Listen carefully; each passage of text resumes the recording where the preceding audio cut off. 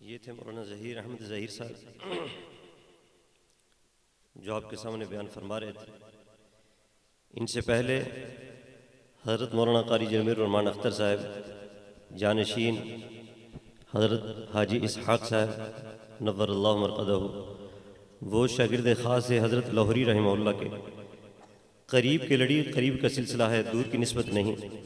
حضرت لاہوری رحمۃ اللہ علیہ اگر کہیں سفر پہ جاتے تو اپنی جگہ پہ درس کے لیے حضرت حاجی اسحاق صاحب جو حضرت جمیل الرحمن اختر دامت فیوزم کے والد محترم تھے، یہ جانشین بھی انہی کے ہیں اور وہی حضرت لاہوری رحمۃ اللہ علیہ کے خاص شاگردوں میں سے تھے کہ اپنی جگہ پہ ان کو ٹھہراتے اور ان کو درس کے لیے ان کو حکم فرماتے۔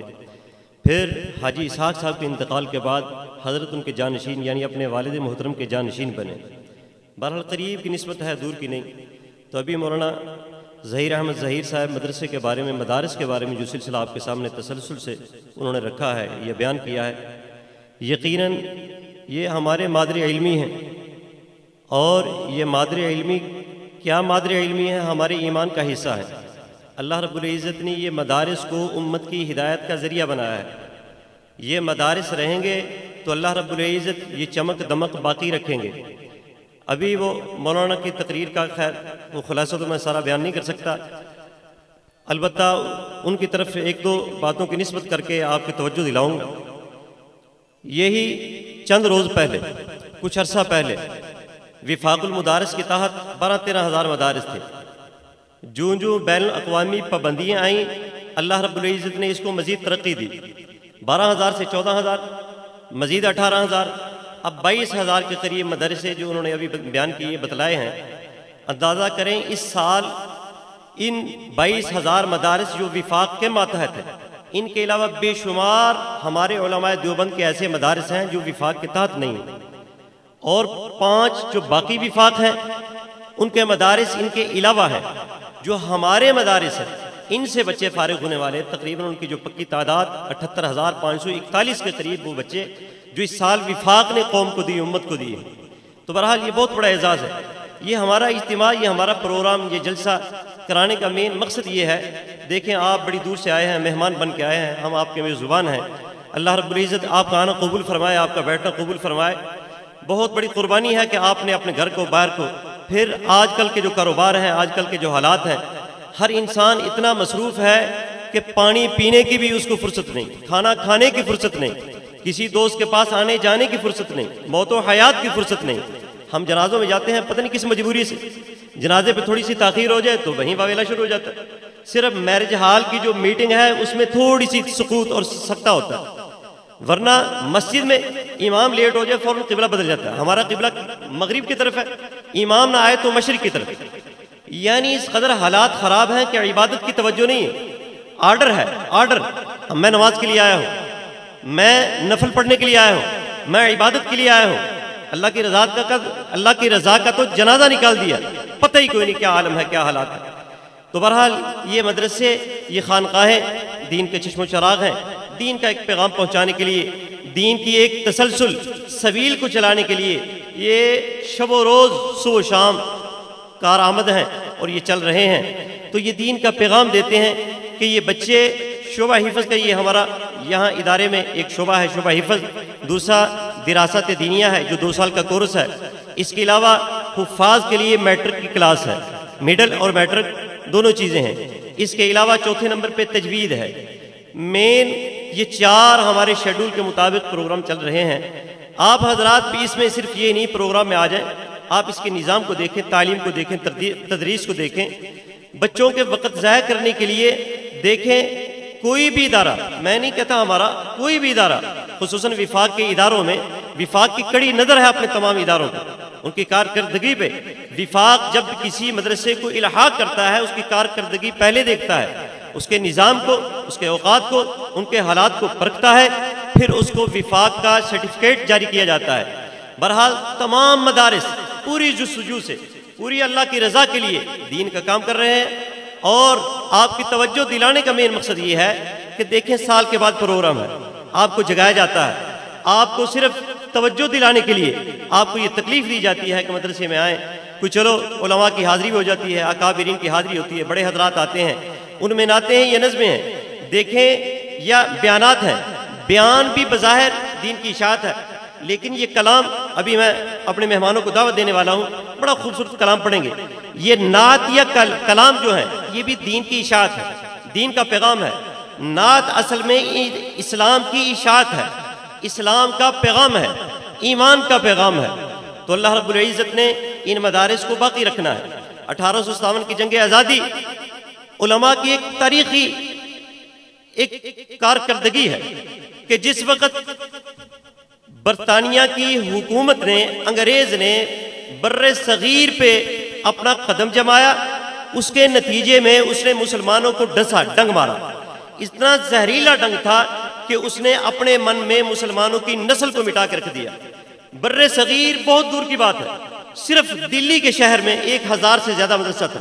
جامعہ رحیمیہ حضرت شاہ ولی اللہ رحمہ اللہ کا جو مدرسہ ہے وہ بھی، اس کے علاوہ تمام مدارس کو بلڈوز کر دیا اس نے، کوئی چیز باقی نہیں رہی، اس نے اپنی طرف سے مٹا دیا۔ لیکن ایک ہے تدبیر، ایک ہے تقدیر۔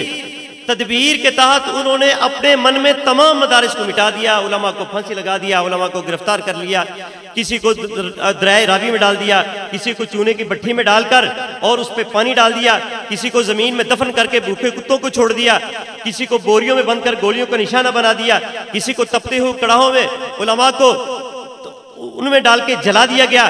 اور دلی سے لے کر خیبر تک، خیبر پاکستان کا کونا ہے، یہ ان درختوں پہ، اس روڈ کے درختوں پہ علماء کی لاشوں کو لٹکایا گیا۔ بعض روایت میں 18,000، بعض میں ہے 14,000۔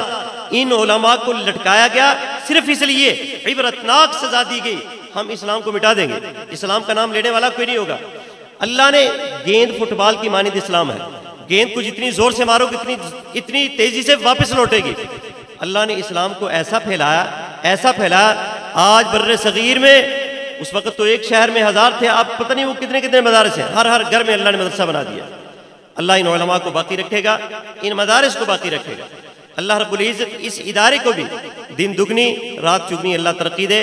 تو آپ سے بھی یہی اپیل درخواست ہے، اپنے بچوں کو، اپنے قیمتی سرمایہ کو، اپنے قیمتی ہیرو کو، اپنی قیمتی پونجی کو، جو آپ کی جان کے ٹکڑے ہیں، حضور نبی کریم صلی اللہ علیہ وسلم نے فرمایا کہ انسان کے لیے سب سے بڑا صدقہ جاری اس کی نیک اولاد ہے، سب سے بڑا صدقہ جاری ہے اس کی نیک اولاد ہے۔ اگر آپ نے اپنی اولاد کی تربیت دین کے مطابق کر دی، یہی بچہ قیامت کا روز سرخرو ہوگا اور آپ کو جنت میں لے جانے کا باعث بنے گا۔ اگر آپ نے اپنے بچے کو دین اسلام نہ سکھایا تو یقیناً پھر آپ کے لیے اور میرے لیے کیا پیغام ہو سکتا ہے۔ حضرت عمر بن عبدالعزیز کے 11 بیٹے تھے، بیماری کے عالم میں ایک شخص آیا، اس نے آ کے کہا، امیر المؤمنین آپ نے اپنے بیٹوں کو کیا سکھایا؟ آپ نے اپنے بیٹوں کو کیا سکھایا؟ آپ سے پہلے جتنے بادشاہ تھے انہوں نے اپنے بیٹوں کو بہت بڑی جائیدادیں دی، بڑے بڑے مکانات، بڑے بڑے محلات دیے، آپ نے کیا سکھایا؟ حضرت عمر بن عبدالعزیز اس وقت لیٹے تھے، اٹھ کے بیٹھے، بڑے غصے میں بیٹھے، کہنے لگے میں نے اپنے بیٹوں کو اسلام اور دین سکھایا ہے۔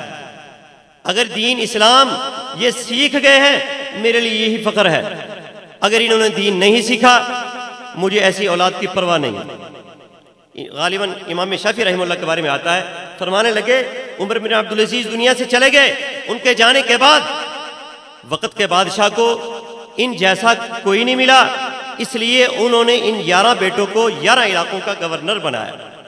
اور وہ فرماتے ہیں اس ذات کی قسم، میں نے پہلے بادشاہوں کو دیکھا، ان کی اولادوں کو جامع مسجد کے دروازے پہ بھیک مانگتے دیکھا، ذلیل اور رسوا ہوئے۔